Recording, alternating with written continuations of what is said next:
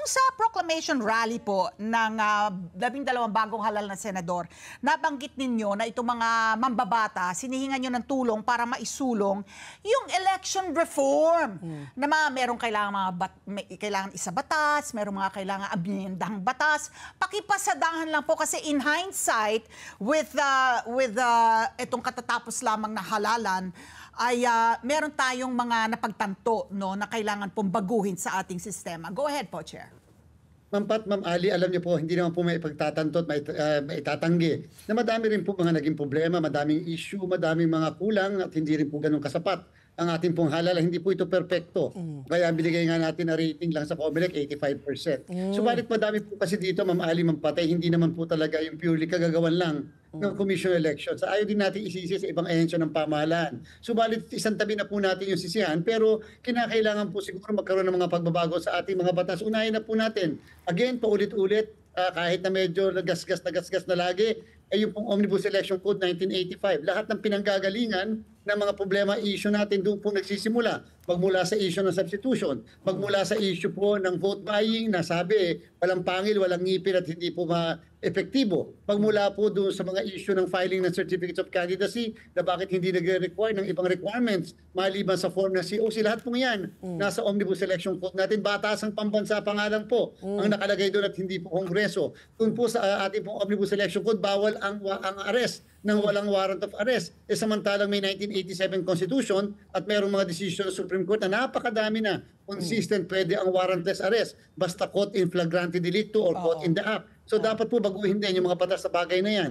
Ang next po, yung ating automated election law. 2007 pa po yan. Iba na po yung automated election ng panahon yon, noong 2010. Iba na po sa kasalukuyan, iba na yung teknolohiya. Iba na rin yung mga requirements, lalo na sa periods na mga kailangan po natin. Doon po sa ating automated election law, Ma'am Pat, may nakalagay po doon na dapat na international and national election experience.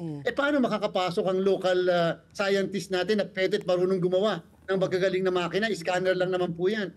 Definitely hindi sila makakapasok. Wala naman silang international experience. So, kung gusto natin talaga na ma-nationalize man lang, kahit yung paggagawa ng makina at yung gagamitin natin, lalo na't isang automated election, di baguhin po natin yung batas at mga iba pang dapat na baguhin dyan. Party list law. Lagi na lang po sinasabi, may problema sa party list system. Mali daw ang computation ng COMELEC o dapat hindi ganyan ang computation. Lagi na pong paulit-ulit. Noong una, ang sabi po ng Korte Suprema, hindi kinakailangan punan ang lahat ng seats para sa party list. Bigla pong several years after, nagbago po at nag-enhance ang Supreme Court. Sabi, dapat punan at ito po dapat ang computation. So sure na meron na naman may tataas sa ating pong Korte Suprema para po sa bagay na yan. Yung benefits ng teachers, lagi po yung pinagmamakaawa, lagi natin pinaglalaban. Hindi po sila tax exempt. Di ba dapat may automatic escalation sa bawat election, hindi yung ihihingi na lang. Automatically, lagi may dagdag na lang. Pati other benefits. Sa halip na 5 years incentive leave, kahit gawin natin 10 years. At yung mga iba pa, na sumasama sa ating halala. Napakadami pa po yung listahan na yan. Kung Ali, Ma'am Pat. Okay. Pero po ang